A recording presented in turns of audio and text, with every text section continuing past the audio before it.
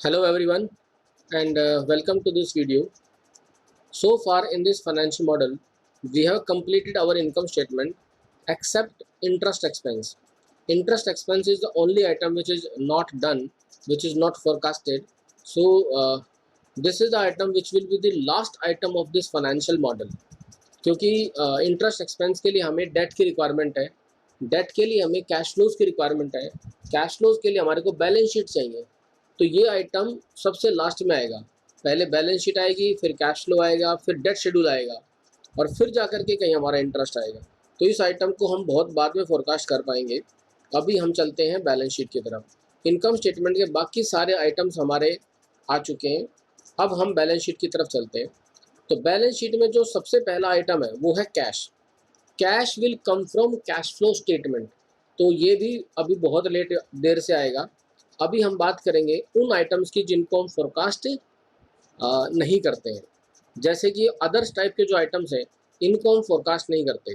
तो जितने पिछले साल थे उतने ही हम कैरी फॉरवर्ड करेंगे, जितना पिछले साल उतना ही अगले साल। तो इसे हम क्या कहते हैं, कैरी फॉरवर्ड। उसके बाद कंट्रोल आर। उसी तरीके से नेक्स्ट आइटम यहाँ पर ये है इक्विटी मेथड इंटरेस्ट। इसको भी हम कांस्टेंट रखेंगे। डेफर टैक्स है, इसे भी हम कांस्टेंट रखेंगे। ठीक है।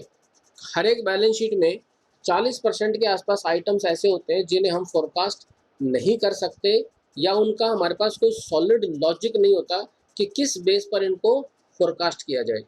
ठीक है। ऐसे ही यहाँ पे एक आइटम है अदर करंट लायबिलिटीज़, इसे भी हमने कांस्टेंट कर दिया। चलिए आगे देखते हैं। अब लॉन्ग टर्म डेट को फोरकास्ट किया जाएगा बट टैक्सेस हम कांस्टेंट रख रहे हैं। ये वो पार्ट ऑफ टैक्स है जो गवर्नमेंट को पे करना था, बट जिस दिन बैलेंस शीट बनी उस दिन तक टैक्स नहीं पे हुआ। तो हम ये मान के चल रहे हैं कि जितना भी टैक्स बनता रहेगा ना इनकम स्टेटमेंट में वो हम पे कर देंगे। अगर हमने इसको जीरो कर दिया फ्यूचर के लिए तो इसका मतलब ये हो जाएगा कि हमने इस पर्टिकुलर ईयर में ये वाला टैक्स भी पे कर दिया और जो इस साल टैक्स बन के आया वो भी हमने पे कर दिया। तो हम ये कह रहे हैं कि certain portion of tax generally balance sheet में रह जाता है, पुराना टैक्स पे हो जाता है और नया टैक्स वापस आ जाता है। तो हमने इसको कांस्टेंट रख लिया कि जितना ये है उतना ही रहेगा। एसेट रिटायरमेंट ऑब्लिगेशन, ये क्या है? एसेट रिटायरमेंट ऑब्लिगेशन एक शटडाउन कॉस्ट होती है रिजर्व की। वो रिजर्व जो आप 20 साल 25 साल तक यूज़ करोगे प्रोडक्शन के लिए, वो एक टाइम के बाद ड्राई होल हो जाएगा। ठीक है। तो मान लीजिए 20 साल के बाद शटडाउन कॉस्ट आपकी 100 रुपीज़ आती है, तो आप 5-5 रुपये करके हर साल इनकम स्टेटमेंट में एक एक्सपेंस शो करते हो, एक प्रोविज़न बनाते हो, एक रिजर्व बनाते हो। तो पहले साल इनकम स्टेटमेंट में 5 रुपये, बैलेंस शीट में क्या हो जाएगा 5 रुपये। अगले साल इनकम स्टेटमेंट में फिर से 5 रुपये और बैलेंस शीट में क्या हो जाएगा 10 रुपये। एक्यूमुलेट करते हुए चले जाएंगे। तो इस साल हम क्या करेंगे, बैलेंस शीट में जितना पिछले साल था एसेट रिटायरमेंट ऑब्लिगेशन वो प्लस इनकम स्टेटमेंट में आपका ये देखो एसेट रिटायरमेंट ऑब्लिगेशन इस साल का, इसको ले लो एंटर और इसे कंट्रोल आर। लेकिन ये जो अदर वाला आइटम है इसे हम कांस्टेंट करेंगे, कंट्रोल आर। ठीक है। ये नेक्स्ट आइटम है रिडीमेबल नॉन कंट्रोलिंग इंटरेस्ट। ये फर्स्ट टाइम इस कंपनी में आया है। ये एक टेम्परेरी इक्विटी होती है। This equity can be converted into any other item, let's say cash, fix asset, preference stock और इवन कॉमन इक्विटी। इसको कन्वर्ट किया जा सकता है दूसरी किसी इक्विटी के अंदर, दूसरे किसी इन काइंड में। ठीक है। तो उसका एक प्री डिटरमाइंड प्राइस होता है, एक प्री डिटरमाइंड डेट होती है, जिस डेट पर जिस प्राइस पर इसे कन्वर्ट किया जा सकता है। तो ये एक टेम्परेरी इक्विटी है। मैं इसे भी कांस्टेंट करके चल रहा हूँ। नेक्स्ट 3 आइटम्स हमारे आ जाते हैं। तो सबसे पहला क्या है, कॉमन स्टॉक कांस्टेंट रहेगा क्योंकि हम ना शेयर इशू कर रहे हैं, ना ही हम इशू करेंगे, ना ही हम बायबैक करेंगे। पेड इन कैपिटल भी कांस्टेंट रहेगा क्योंकि कोई सिक्योरिटी प्रीमियम नहीं आ रहा है। एक्यूमुलेटेड डेफिसिट, ये एक्चुअली रिटेन्ड अर्निंग होता है। अगर प्रॉफिट होगा तो क्या आएगा, रिटेन्ड अर्निंग्स। और अब क्योंकि लॉस चल रहा है तो ये डेफिसिट करके दिखा रहे हैं।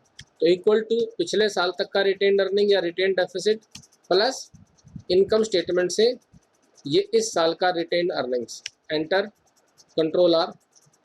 ये दोनों आइटम को कांस्टेंट रखेंगे। कंट्रोल आर, और फिर इसको भी हम कांस्टेंट रखेंगे।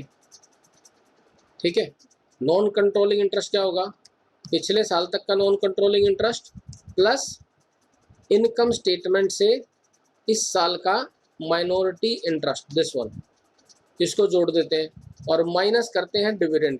तो डिविडेंड मैंने अभी जीरो लिखा है, फॉर्मूला बार में देखिए जरा, जीरो। तो डिविडेंड माइनस होता है, माइनॉरिटी इंटरेस्ट ऐड होता है, क्योंकि ये माइनॉरिटी का रिटेन्ड पार्ट है। इसको कंट्रोल आर किया, उसी तरीके से फिर इसको भी कंट्रोल आर किया। तो अभी हमने इस वीडियो में क्या डिस्कस कर लिया, वो आइटम्स जो हम बिना किसी तरह की वर्किंग के बैलेंस शीट में ला सकते थे वो हम ले आए। अब जिन जिन के लिए शेड्यूल बनाना है, किसके लिए शेड्यूल बनाना है, एक तो ये वर्किंग कैपिटल के लिए बनाना है, दूसरा आपको ये कैपेक्स के लिए बनाना है, और तीसरा जो सबसे ज़्यादा कॉम्प्लिकेट होगा वो आपका है डेट शेड्यूल।